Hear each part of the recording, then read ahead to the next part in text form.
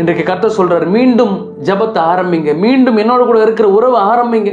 நான் உங்க ஆவிய, ஆத்துமாவை, சரீரத்தை நான் இன்றைக்கு உயிர்ப்பிக்கிறேன்.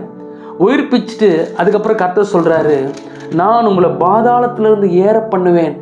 பாருங்க, செத்து போன ஒரு சடலம் பாதாளத்தின் அடியில் இருக்கும். கர்த்தர் சொல்றாரு, உயிரை கொடுத்துட்டு உங்களை பாதாளத்திலிருந்து உங்களை உயர கொண்டு வந்து நிறுத்துறேன். உயர கொண்டு வந்து நிறுத்திட்டு அடுத்த வசனம், மேன்மை பெருக பண்ணுவேன்.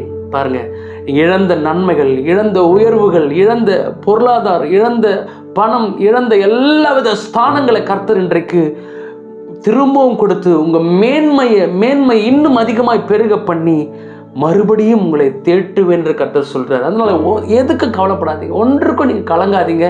கர்த்தர் உங்களோடு இருக்கிறார். அவரை பிடிச்சுக்கோங்க, ஜெபம் பண்ணுங்க, தினந்தோறும் பைபிளை வாசிங்க. கர்த்தர் உங்களை பெருக பண்ணுவார். God bless you all.